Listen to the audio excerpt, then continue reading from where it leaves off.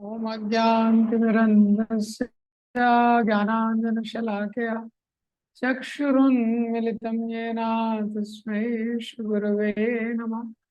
नमो विष्णुपादाय कृष्णपृष्ठाय भूतले श्रीमते भक्तिवेदान्त स्वामीति नामिने।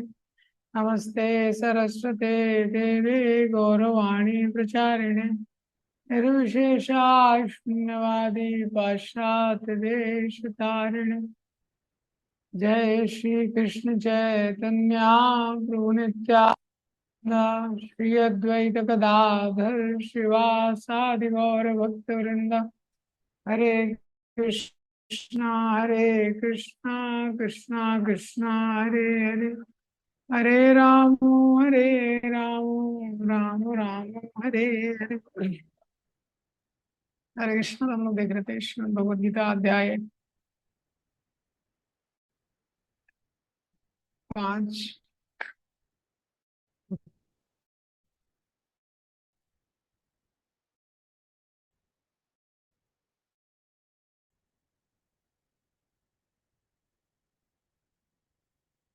अध्याय कर्म। जो तीसरे अध्याय में भगवान ने कर्म योग के बारे में बताया है। तीसरे अध्याय का नाम कर्म योग है। और जब व्यक्ति निष्काम कर्म करता है तो उसके हृदय में ज्ञान स्थिर होता है। तो चौथा अध्याय है जिसका नाम है दिव्य ज्ञान। और फिर वो दिव्य ज्ञान से समन्वित होकर कर्म करता है वो पांचवा अध्याय है। उसका नाम अगेन कर्म योग है, लेकिन थोड़ा डीपर कॉन्सेप्ट। अब वो दिव्य ज्ञान से समन्वित होकर काम कर रहा है। तो इसका एक्रोनिम है SET, जो हमने देखा था। तो सबसे पहले शुरू के 6 श्लोक में बताया गया है स्टे इन दिस पीस। तो सबसे पहले शुरू के 6 श्लोकों में भगवान ने एक्सप्लेन किया कि सॉरी, कर्म yoga is easier and better than संन्यास और ज्ञान योगा।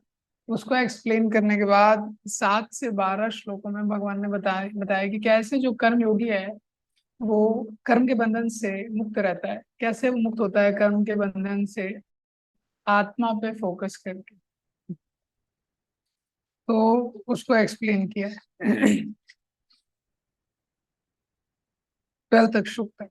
उसके बाद कल हमने देखा था सॉरी, 3 डूअर्स का जो कॉन्सेप्ट है वो कल देखा था। तो 13 से लेकर 16 तक भगवान बताते हैं ऐसे संसार में जो 3 करता है।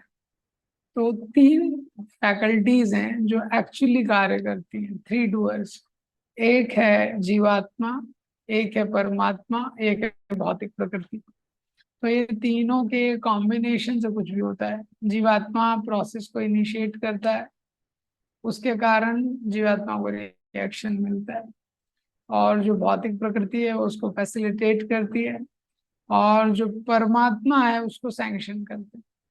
उस प्रकार से तो हमने देखा था अज्ञान के कारण और गलत इच्छाओं के कारण जीव इस संसार में बंधन में पड़ जाता है।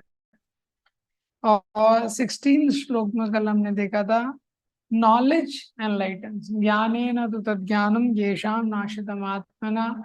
एक बार जब ज्ञान का उदय होता है, अज्ञान का नाश होता है, तो वो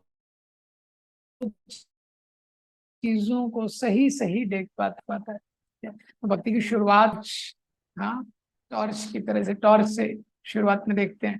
तो टॉर्च से दिखता है लेकिन पूरा नहीं दिखता।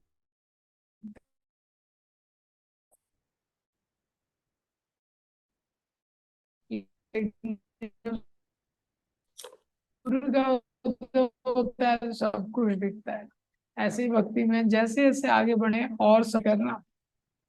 तो जब शुरुआत में रहते हैं तो जैसे टॉर्च की लाइट में व्यक्ति देखता है, तो टॉर्च की लाइट में उसको थोड़ा बहुत दिखाई देता है, ज्यादा आगे नहीं दिखाई देता। इसी तरह भक्ति की क्रियाओं में हम लोग लगते हैं, लेकिन इतना विश्वास उत्पन्न होता नहीं है, क्योंकि ऐसा लगता है तो बहुत दूर है, आध्यात्मिक जगत बहुत दूर है, और जो शास्त्रों में लिखा है ये बहुत दूर है। तो क्योंकि वो दिखाई नहीं पड़ता है, तो विश्वास के साथ गाड़ी चलानी पड़ती है। और जैसे जैसे हम लोग भक्ति में बढ़ेंगे, वो प्रकाश फोकस होते जाता है और उतना क्लैरिटी से दिखता है। तो अब इसके बाद ये बताने के बाद अभी 17 से 29 ये जो सेक्शन है, तो 29 श्लोक है पीस के बारे में, 17 से 28 में इक्वल विजन दिया गया है। ये जो श्लोक हैं, इनमें अब वो योगी है, पहले वो जानता है कि मैं शरीर नहीं हूं, मैं आत्मा हूँ। इस 17 श्लोक ऑनवर्ड्स वो क्या कर रहा है, वो आत्मा से परमात्मा पे फोकस शिफ्ट हो रहा है उसका। उसका हृदय कैसे शुद्ध हो रहा है, आत्मा से भी वो परमात्मा पे फोकस शिफ्ट हो रहा है। केवल मैं नहीं हूँ, केवल शरीर नहीं है, केवल आत्मा नहीं है, उसके साथ एक परमात्मा है। वो परमात्मा जो हमारे आध्यात्मिक जीवन का गोल है, जो हमारे वेल विशर हैं, जो हमसे प्रेम करते हैं। और जब वो परमात्मा पे फोकस करता है तो उसका इक्वल विजन हो जाता है। क्योंकि प्रभुपाद जी हमेशा बोलते थे, अगर आपको पीस लाना है संसार में, यहाँ यूनिवर्सल ब्रदरहुड है, तो उससे पहले यूनिवर्सल फादर फिक्स होना चाहिए। क्योंकि अगर पिता फिक्स होंगे तो अपने आप सब भाई बहन हो जाएंगे, तो ब्रदरहुड अपने आप आ जाएगा, तो इक्वल विजन अपने आ जाएगा। तो वो कॉन्सेप्ट है। तो अभी भगवान उसको एक्सप्लेन करते हैं। तो आज हम पढ़ेंगे 17 से 22 श्लोक का। तद्बुद्धेस्तदा आत्मान तन्निष्ठा तन्परा निर्धूत कल्मषा विद्या विनय संपन्ने ब्राह्मणे गविहस्ति शुनिचैवासुपाके च पंडिता संदर्शिना इह तर्जिता सर्गो येषां साम्ये स्थितं मना निर्दोषं निसमं ब्रह्मं तस्मात् ब्राह्मणि ते स्थिता न प्रहर्षेत् प्रियं प्राप्य नोदुचेत् प्राप्य च प्रियं स्थिरबुद्धि असम्मूढो ब्रह्मविद् ब्रह्मणि स्थिता बाह्य स्पर्शेषु असक्तात्मा विन्दति आत्मनि यत् सुखं सा ब्रह्मयोग युक्तात्मा सुखम अक्षयम अश्नुते यही संस्पर्शजा भोगा दुःख योनय एव ते आदयन्तवन्त कौन्तेयानते शुरमते बुधा। तो जो 17 श्लोक में, तो जब एक बार उसको ज्ञान का उदय उसके हृदय में हो जाता है, ये, और उसको पता लग जाता है कि ठीक है, ये एब्सोल्यूट ट्रुथ है, केवल शरीर नहीं है, आत्मा नहीं है, परमात्मा भी है। तो वो परमात्मा पे कैसे फोकस करना चाहिए, वो इस श्लोक में बताया। तद बुद्धे तदात्मानस तन्निष्ठा तत्परायणा। तो चार चीजें इस श्लोक में बोली गई हैं कि चार चीजें हमको फिक्स करनी है भगवान के ऊपर। बुद्धेयस, आत्मनस, निष्ठा, परायणा। बुद्धेयस मतलब इंटेलिजेंस, बुद्धि। आत्मना, आत्मना शब्द का मतलब है माइंड, यहाँ पे आत्मा का मतलब है माइंड। निष्ठा means faith, परायणा means goal. Mind, intelligence, faith, and goal. These four things should be fixed on Krishna. Our life can become auspicious if we fix these four things on Krishna. अगर ये चारों चीजें भगवान पे fix कर देंगे तो हमारा लाइफ क्या है, बहुत ऑस्पिशियस हो जाएगा। तो यही यहाँ पे बताया जा रहा है। तद बुद्धे तदात्मानस तन्निष्ठा तत्परायणा। ये तो बुद्धया, let us fix our intelligence on Krishna, हमको अपनी बुद्धि कृष्ण पे फिक्स करनी है। आत्मनस, फिक्स द माइंड, मन भगवान पे फिक्स करना है। निष्ठा, जो विश्वास है। परायणा, हमको अपना गोल बनाया। तो ये चार चीजें जब हम भगवान पे फिक्स कर देते हैं तो क्या होता है, गच्छन्ति पुनरावृत्तिम। गच्छन्ति, गच्छन्ति का मतलब है कि ऐसा जो व्यक्ति है जो ये चार चीजें भगवान पे फिक्स कर देता है, माइंड, इंटेलिजेंस, फेथ और वो, तो गच्छन्ति, वो आगे बढ़ता है। किसकी तरफ आगे बढ़ता है, पुनरावृत्ति।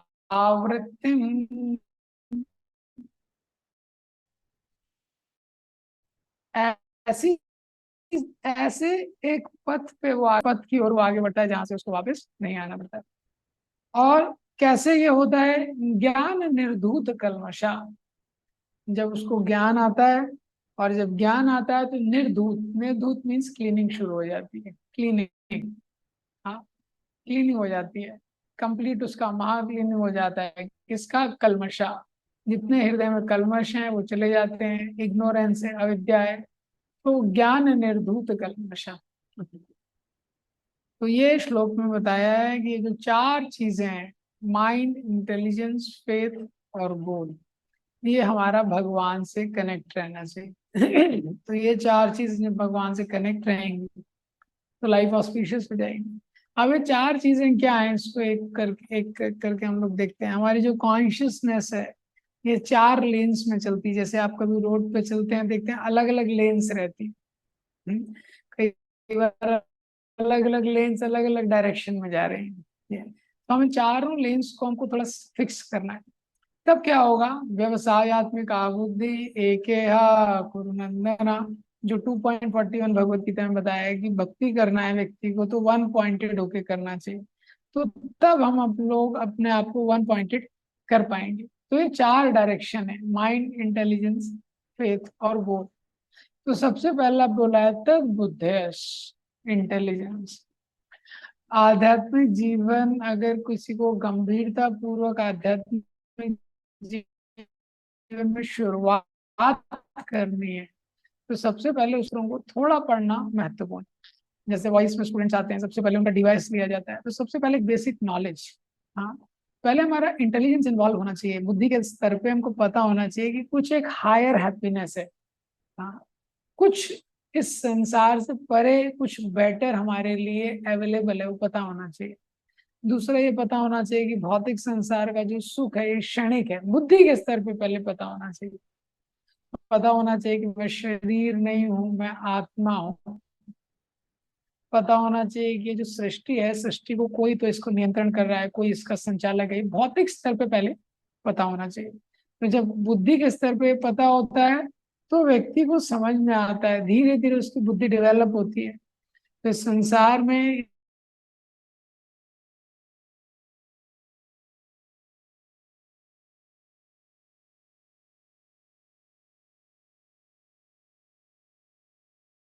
कृष्ण की ओर मुड़ना है। हाँ, तो अगर कृष्ण की ओर मुड़ना है तो सबसे पहले इन संसार के स्वभाव को जानते हैं, हमारे उद्देश्य को जानते हैं। तो हम सीखते हैं कि कैसे ये संसार के जो सुख हैं, उसका जो आनंद है वो स्थायी नहीं है। We learn to doubt the promise of the pleasures of this world. बुद्धि के स्तर पर जैसे हम शास्त्र पढ़ने लगते हैं तो we learn to doubt the pleasure of this material world. तो इसके लिए क्या है? इंटेलिजेंस चाहिए कि जो भगवान है वही वास्तविक आनंद के स्रोत हैं। कृष्ण का नाम है रसराज, सारे रस वहीं से आ रहे हैं। तो जिस रस को हम ढूंढ रहे हैं संसार में, वो संसार में नहीं है। हाँ, संसार में नहीं है वो। और संसार के जितने रस हैं भी वो ज्यादा समय तक स्टेबल नहीं रहते हैं। हाँ, जैसे एक आम रस है, एक नाम रस है। आम रस आदमी थोड़ा ही पी सकता है, ज्यादा पिएगा तो बॉडी में प्रॉब्लम हो जाएगी। लेकिन एक नाम रस है, हरि नाम का रस है, वो आदमी अनलिमिटेड पी सकता है, उससे कोई इंडाइजेशन नहीं होगा। तो जब व्यक्ति शास्त्रों को पढ़ता है उसका इंटेलिजेंस डेवलप होता है। बिल्वा मंगल ठाकुर बोलते हैं कि केवल भगवान ही एक इंजॉयर है और भगवान ही केवल एक सोर्स ऑफ एंजॉयमेंट है। जो भगवान है वही केवल भोगता है इस संसार में। हाँ, और भगवान ही केवल भगवान, किसी और को भी इंजॉयमेंट लेना है तो उन्हीं के पास जाना पड़ेगा। तो ये जब व्यक्ति पढ़ता है शास्त्रों में कि कैसे मैं भगवान का शरण लूंगा, मैं 50 पैसे के पीछे भाग रहा हूँ इस संसार में और 1 करोड़ का चेक उनके पास, भगवान का शरण लूंगा तो बहुत फुलफिलमेंट है, बुद्धि के स्तर पे ही है। तब बुद्धेयस, तो सबसे पहले बुद्धि भगवान के उसमें लगाते हैं। लेकिन अभी ये सिद्धांत क्या है कि हो सकता है कि कोई व्यक्ति बुद्धि लगा रहा है। तो करंट में तो वर्तमान स्थिति में क्या है कि हम बुद्धि का उपयोग करें इंद्रिय तृप्ति के लिए। अब लेकिन वो बुद्धि का उपयोग करना है हमको ये समझने के लिए कि शास्त्रों में क्या लिखा है। अब बुद्धि का हमने उपयोग कर भी लिया, लेकिन कभी कभी माइंड उसमें इन्वॉल्व नहीं रहता है हमारा। मैथ का एग्जाम है उसका कल, अब वो पढ़ाई कर रहा है, ये वो पढ़ाई कर रहा है लेकिन उसका मन वहां नहीं है, इमोशनली अटैच नहीं पढ़ाई से, वो इमोशनली अटैच है वो मार्क्स से, कितने मार्क्स मिलेंगे उसको, उस पर अटैचमेंट है उसका, पढ़ाई पे अटैचमेंट नहीं है ये। और पढ़ाई कर रहा है, देख रहा है बाहर लोग क्रिकेट खेल रहे हैं, इमोशनली अटैचमेंट वहां है उसका, लेकिन उसको पढ़ाई करनी पड़ेगी ऐसा है। तो जैसे कोई स्टूडेंट मैथ्स की पढ़ाई कर रहा है तो बुद्धि तो इन्वॉल्व है उसकी, हाँ, लेकिन उसका माइंड इन्वॉल्व नहीं है, इमोशंस इन्वॉल्व नहीं है उसमें। माइंड क्या है उसका कि मार्क्स अच्छे आने चाहिए, तो चीटिंग करके आ जाए तो भी चलेगा, हाँ, और टीचर को मैं अगर कुछ मिठाई खिला दूं, टीचर मार्क्स दे दे तो भी चलेगा, उसको मार्क्स से मतलब है। और मार्क्स क्यों? क्योंकि मार्क्स पे मेरा भविष्य डिपेंडेंट है, मार्क्स से ही भविष्य है। और भविष्य में क्या करना है, मुझे इंद्र तृप्ति करनी है, वही करना है ना भविष्य में। अच्छे मार्क्स से क्या होगा, अच्छी जॉब होगी, उससे इंद्र तृप्ति करूंगा। तो बेसिकली उसका उद्देश्य वही है। और जब वो पढ़ाई कर रहा है, जब एग्जाम्स भी रहते हैं, आप देखेंगे कॉलेज में स्कूल में स्टूडेंट्स के एग्जाम खत्म होने के पहले ही प्लान बन जाता है कि जब एग्जाम खत्म होगा तो कौन सी मूवी देखने की प्लानिंग हो जाती है। तो उसका बुद्धि इन्वॉल्व है लेकिन उसका क्या है, माइंड इन्वॉल्व नहीं, इमोशनली। तो भगवान बोलते हैं केवल बुद्धि नहीं, बुद्धि के साथ तदात्मनस, माइंड भी इन्वॉल्व करना है अपना। तो जब माइंड इन्वॉल्व होता है व्यक्ति का, इमोशनली भी इन्वॉल्व होता है, तो गोल के और क्लोज हो जाता है वो ये भगवान यहाँ पे और सेटल जा रहे हैं, हाँ, कि व्यक्ति को अपना माइंड इन्वॉल्व करना है। जब हम माइंड फिक्स करते हैं किसी चीज में, इमोशनली इन्वॉल्व हो जाते हैं किसी चीज में, तो और डीप हो जाता है हमारा इन्वॉल्वमेंट, और डीप हो जाता है। जैसे कि एग्जाम,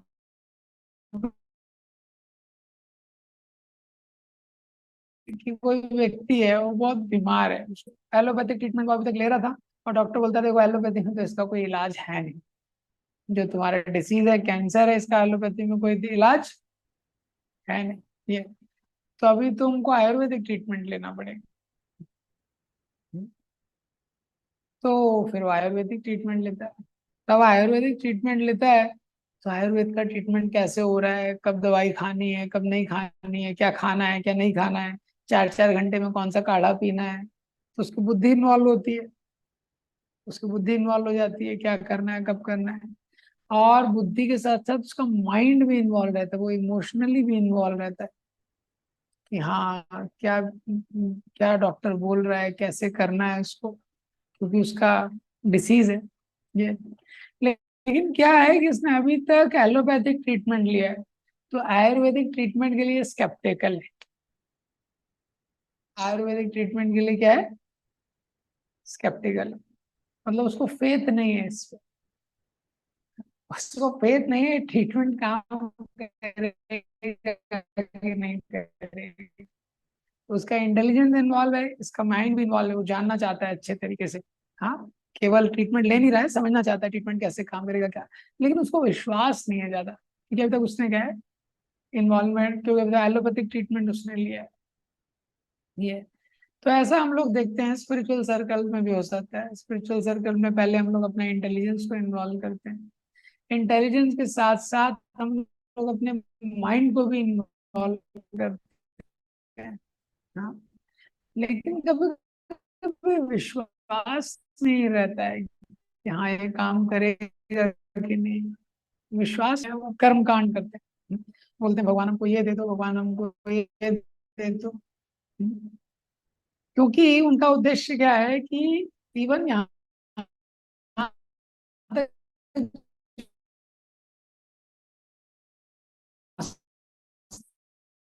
लोग हैं, वो भी कभी और करो, कोई ट्रबल नहीं होनी चाहिए, if you exist make sure there should be no trouble, ये आपका डोनेशन। जैसे मैं गवर्नमेंट को टैक्स देता हूँ, आपको भी टैक्स, उसको विश्वास नहीं है लेकिन ये भगवान एग्जिस्ट करता है ये। तो कई बार हम माइंड इन्वॉल्व कर देते हैं, और माइंड के साथ साथ बुद्धि भी इन्वॉल्व है, लेकिन फेथ नहीं है, हाँ, कई बार फेथ नहीं है ये। कि ये जो स्पिरिचुअल प्रोसेस है ये इफेक्टिव है, ये भगवान है। प्रभुपाद जी, जैसे हम होली नेम को चैंटिंग करते हैं, इंटेलेक्चुअली तो चैंटिंग करते हैं, और हमको पता है intellectually holy name is not different from Krishna, mind को भी फोकस करने का वो करते हैं। लेकिन जितना व्यक्ति को फेथ रहता है कि ये this is the best thing I am doing in the entire creation, पूरी सृष्टि में अगर सबसे उत्तम कोई मैं चीज कर सकता हूँ तो यही है, ये जो हरे कृष्ण महामंत्र का जप है। तो वो व्यक्ति का जो जप है वो और डीपर होगा, क्योंकि उसको विश्वास है कि नाम भगवान से अभिन्न है। और ये जब मैं नाम अपने उसके नाम सब कुछ कर देगा, क्योंकि जब मैं नाम कर रहा हूँ तो भगवान के कनेक्शन में हूँ।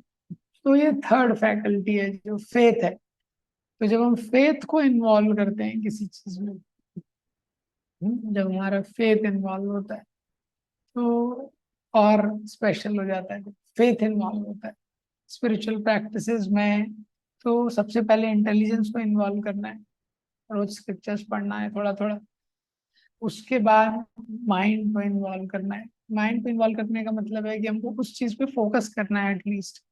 जब हम कर रहे हैं स्पिरिचुअल एक्टिविटीज, स्पिरिचुअल एक्टिविटी को फोकस करना है। और फेथ धीरे धीरे, तो जब फेथ डेवलप होता है अच्छी प्रैक्टिस से, जैसे जैसे हम अच्छा से प्रैक्टिस करते हैं हमारा फेथ भी डेवलप होता है। यही भगवान ये चीज काम करती है। और लास्ट है तत्परायण। हो सकता है कि कोई व्यक्ति है उसका माइंड भी इन्वॉल्व है, इंटेलिजेंस भी इन्वॉल्व है, फेथ भी इन्वॉल्व है, लेकिन उसका गोल कुछ और है। देखिए 4 स्टेजेस है। जैसे कोई व्यक्ति है वो, कई बार लोग गणेश, अभी जैसे कुछ जगह वीजा गणेश टेम्पल से, वीजा गणेश टेम्पल सुने आपने? वीजा गणेश टेम्पल है, जैसे कोई व्यक्ति इंडिया में है, उसका उद्देश्य, उसका गोल क्या है, मुझे अमेरिका जाना है, ये उसका गोल है। और गणेश जी का काम क्या है? गणेश जी विघ्नहर्ता है। हाँ, हमारे लाइफ में जो भी विघ्न है उनको दूर करना उनका काम है ये। तो प्रॉब्लम क्या है? ऑब्स्टेकल, गणेश जी क्या विघ्न को हरते हैं, और विघ्न क्या आ रहा है कि मैं इंडिया में पैदा हुआ हूँ और मुझे जाना है अमेरिका, तो मुझे वीजा ऑफिस क्या है, ये ऑब्स्टेकल है। तो मैं गणेश जी के पास जाता हूँ, हाँ, कि हे वीजा गणेश जी, हाँ वीजा दिलवा दीजिए मुझे। तो उसका बुद्धि इन्वॉल्व कर रहा है वो, करेक्ट, और मन भी उसका इन्वॉल्व है, और उसको विश्वास भी है कि गणेश जी करवा देंगे। हाँ, गणेश जी ने पहले भी विघ्नों को दूर किया है, आज भी विघ्न को दूर कर देंगे। तभी तो लाखों लोग बालाजी के पास जाते हैं गणेश जी, लेकिन उनका गोल नहीं है वो। कृष्ण ही होने चाहिए, इस संसार में गोल नहीं होना चाहिए। ये भी इम्पोर्टेंट है। भागवतम में 2 प्रसंग एक प्रसंग आता है, जैसे पुरुरवा का प्रसंग आता है। महाराज पुरुरवा होते हैं, वैसे तो बहुत महान व्यक्ति, इतने साधारण व्यक्ति नहीं है वो। तो उर्वशी से आकर्षित हो जाते हैं, तो उर्वशी चली जाती है तो तपस्या करते हैं, साक्षात विष्णु जी आ जाते हैं। और भगवान ऑल अट्रैक्टिव है, इतने आकर्षक है भगवान। हाँ, तो वो भगवान का दर्शन करते हैं, भगवान आते हैं कि उर्वशी कब आएगी वापस भगवान से। तो गोल उनका विष्णु जी नहीं है। तो अगर हो सकता है कोई व्यक्ति बुद्धि भी इन्वॉल्व कर रहा है, मन भी इन्वॉल्व कर रहा है, और साथ में वो फेथ भी डाल रहा है, लेकिन उसका गोल कुछ और है। भोग ऐश्वर्य प्रसक्ता नाम आचार चेत संग, ऑफ कोर्स भगवान का साक्षात दर्शन हुआ है किसी को तो उसको बहुत बेनिफिट मिलेगा। लेकिन फिर भी अगर कोई इतना इन्फैचुएटेड है तो फिर टाइम लगेगा उसको भी, भगवान जबरदस्ती नहीं करते हैं ना। तो मत परायणा, जैसे पुरुरवा महाराज उर्वशी परायण हो गए, उर्वशी परायण। मत परायणा, मत मतलब भगवान बोलते हैं मैं ही जिसका उद्देश्य हूँ। So Krishna should be the goal of our life. बहुत सारे लोग आध्यात्मिक जीवन में आते हैं और उनको लगता है अच्छा थोड़ा भक्ति करेंगे, मंदिर आएंगे तो स्ट्रेस थोड़ा कम होगा। स्ट्रेस क्या है ना, रिलीफ हो जाएगा। ठीक है, भगवान स्ट्रेस रिलीवर नहीं है, भगवान स्ट्रेस रिमूवर है। अगर भगवान का शरण लेंगे तो भक्ति का पहला अंग है क्लेशाग्नि, स्ट्रेस पूरा ही चला जाएगा। हाँ, कम नहीं करना है, उसको रिमूव ही करना है। तो इसीलिए व्यक्ति का गोल सही होना चाहिए। जब व्यक्ति ऐसा करता है, ये चारों चीजों को इन्वॉल्व करता है, उसका माइंड इंटेलिजेंस, फेथ और गोल सब कृष्ण से कनेक्टेड है। गच्छन्ति पुनरावृत्ति, तो एक ऐसे पथ में जाता है आध्यात्मिक जगत में जाता है, तो वापस नहीं आना पड़ता। तो अभी क्या है संसार में आध्यात्मिक, हम देखते हैं विज्ञान ने इतना प्रगति कर लिया है और विज्ञान भी इतना इम्प्रेसिव हो गया है। तो अभी हमारे स्टेज पे चीजें मिक्स हैं।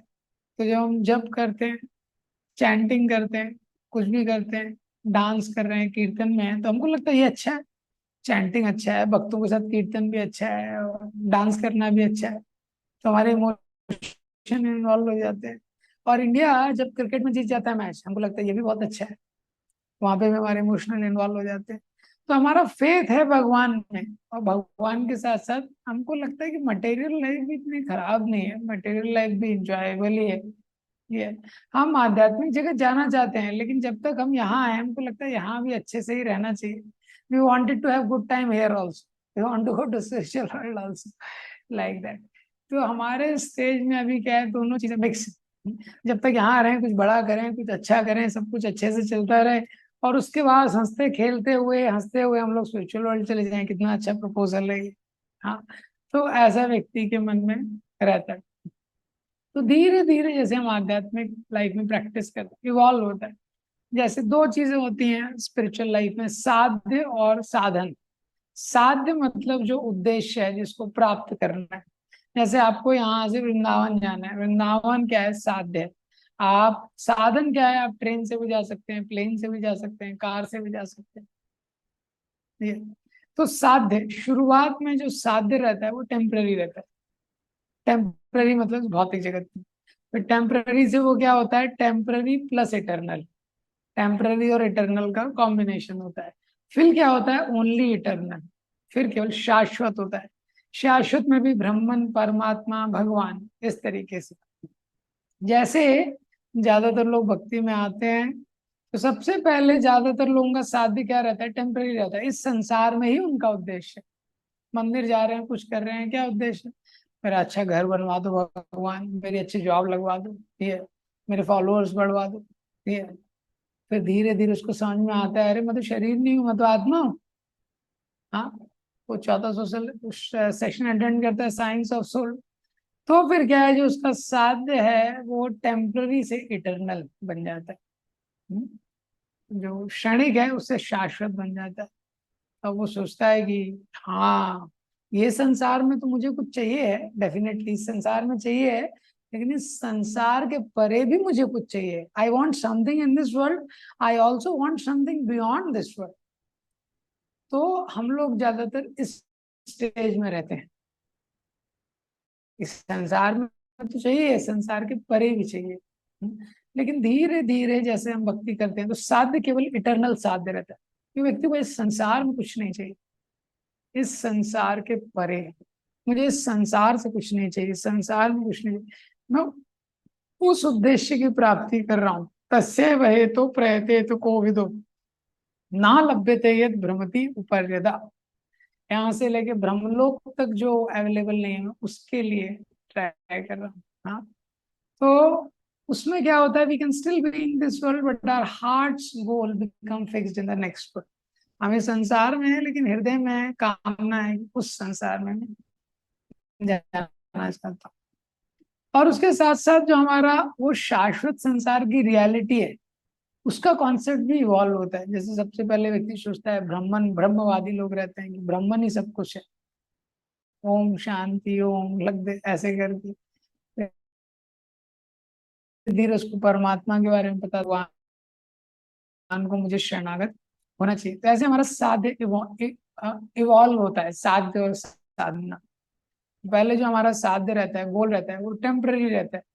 और फिर टेम्पररी गोल है तो साधना क्या है, कर्म कांड।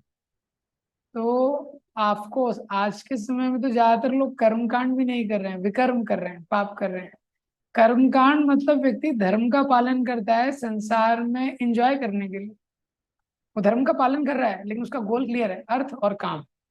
उसका उद्देश्य है कि मुझे यही संसार में एंजॉय करना है, ये है, और कोई गोल नहीं है।